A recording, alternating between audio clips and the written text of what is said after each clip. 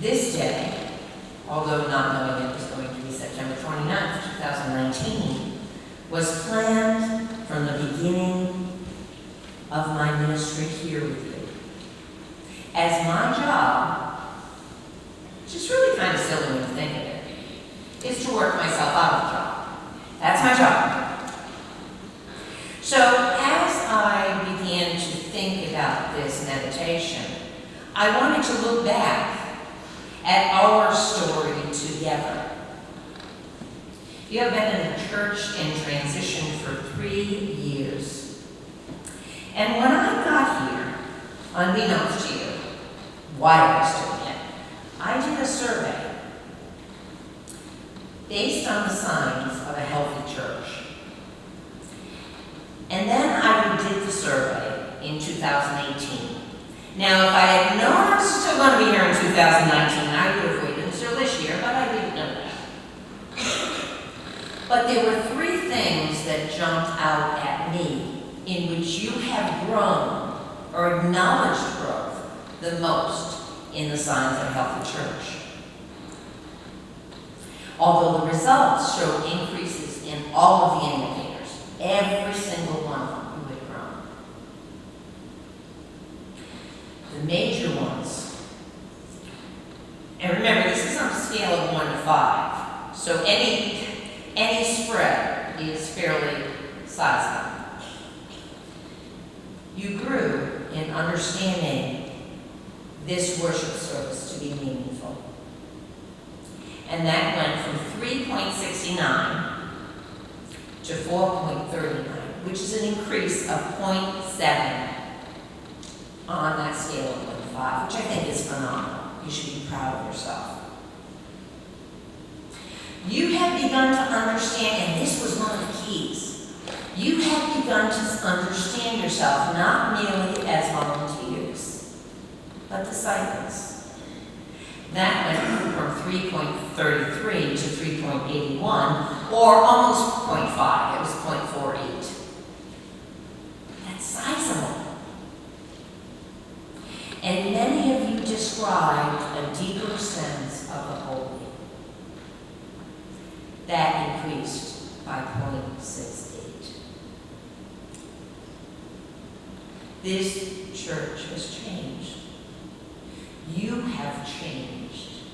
It kind of was evidence for the growth that I've watched happen, that the Holy Spirit is definitely here. This is probably where you've sensed the most inner growth in your faith and in how you see yourself as a child of God serving the world.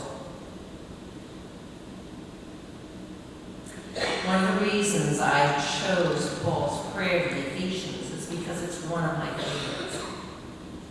So think about what I just talked about. Meaningful worship, becoming disciples, and a deeper sense of the holy. This is Paul's prayer. Verse 16 to 17.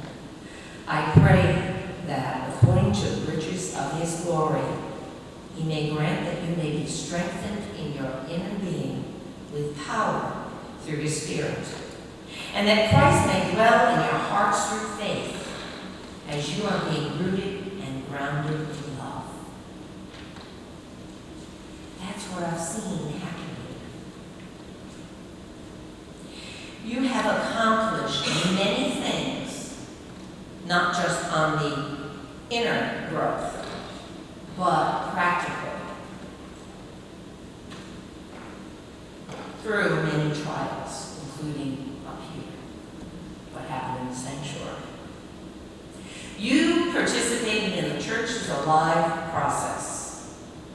You did exhaustive, anybody who was on that team, exhaustive assessments of what was happening in the church, including the amount of space for each person, how many people could fit in the sanctuary, to how many parking spots you had. Never mind all the other things.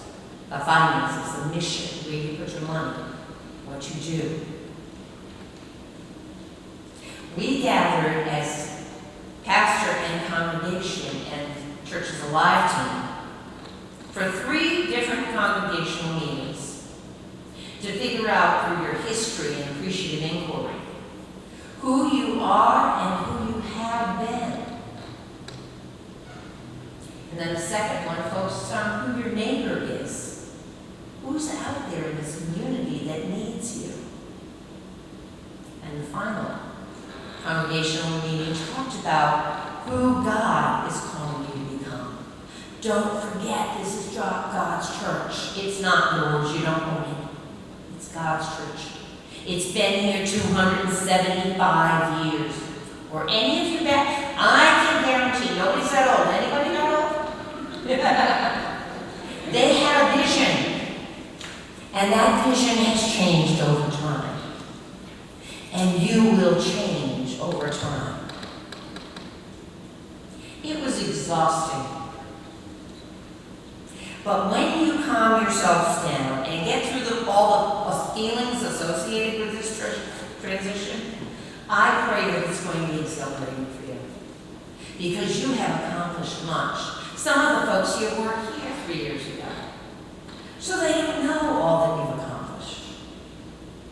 That you will be more relevant to your community in your mission and your outreach.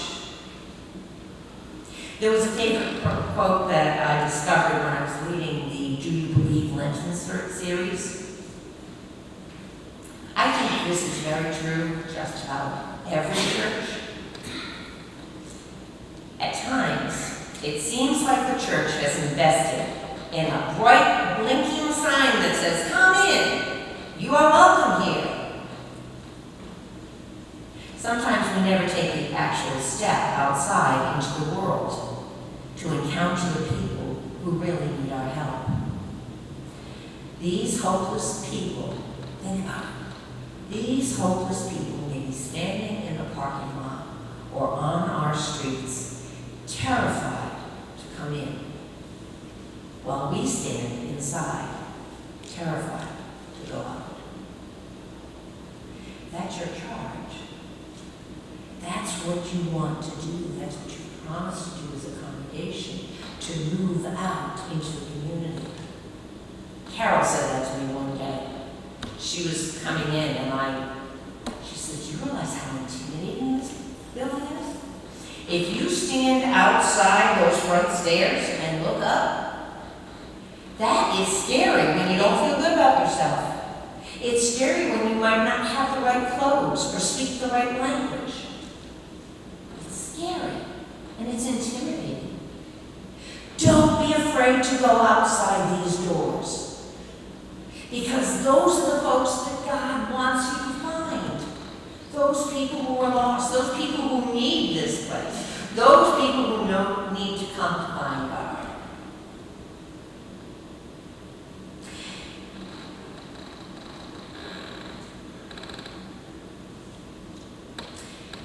You need to bridge that gap. And then you developed a top-notch search committee through prayerful discernment. You didn't just have your pastor pick A, B, C, D, and E. You voted. You prayed. The people who were invited onto the search committee had no idea what they were for, but they prayed about whether they were being called to be on it. They never imagined how much work it would be, how many profiles they would get. They wrote an incredibly comprehensive profile, which I think is something like 23 pages long, because they changed the profile. So it was a whole new thing. They read countless ministerial profiles. I think mine's 18 pages. Multiply that 30 or 40 or however many they received. Trying to figure out, is this person a good fit? Selecting who to interview. And then really trying to discern, with you praying for them every week, who God was calling. They selected the best candidate to lead you forward, pastor you in times of challenge and joy, work with your children, and educate you in faith and support support you in worship. And then we had the sanctuary fiasco, where we had a little hole that kept us out of the sanctuary from November through Palm Sunday. And the first week you were down there, nobody liked it at all. Nobody liked it at all. By the time you finished, you had found a new intimacy in worshiping downstairs. You laughed more. You saw each other smile. You had the commonality of people singing and supporting you in song rather than be scattered all over the congregation. You realize that the building is called the church. This sanctuary is called the sanctuary. But even if you had met in the parking lot, you are the church. God is willing to meet you anywhere. And God does meet you anywhere. And so we had an unfortunate incident here, which caused a lot of hardship for everyone, especially Phil trying to get through the insurance. But what it did was it formed a bond among the people of the congregation, because you had to be close to one another. And you have done a much better job of coming forward in the sanctuary. You are the church. As you move forward, I pray that you will be ever more welcoming to those whose race, culture, sexual orientation, social class, or different ableness will maybe challenge you, but also will invigorate you. What's wonderful about congregationalism, and I don't think we think of it enough, because it can be a giant pain in the you-know-what, is that everybody's respected, and everybody has an opinion. And no one should dominate. Then it becomes a group thing to find out. God is not a cookie cutter God. God did not make you all the same. God had us and He did. Think about it. You all have different strengths, different liabilities, different weaknesses, different gifts. You bring that together and you find God in your midst through the Holy Spirit. But to have to be willing to listen to one another and not always talk. You are wonderful. And it is with true sadness that I leave here. I want you to remember, I want you to remember Micah's words that are in your book. To do justice, to love kindness, and to walk humbly with your God. I leave you today with verses 18 to 21 from Paul's prayer. And I want you to focus on verse 20. I don't know if it's laid out there. Remember the key is that God can work through you beyond anything you can envision. With God, you are more than you understand. With God in each of you, this church is on fire. The Holy Spirit is on fire here. So verse 18. I pray that you have the power to comprehend with all the saints what is the breadth. Think about it. The breadth, length, height, and depth. And to know the love of Christ that surpasses knowledge, so that you may be filled with all the fullness of God. Now to God, who by the power at work within us is able to accomplish abundantly far more than we can ask or imagine. To God be glory in the church and in Christ Jesus, to all generations forever and ever. You are the church. You are God's disciples. go out and share that love.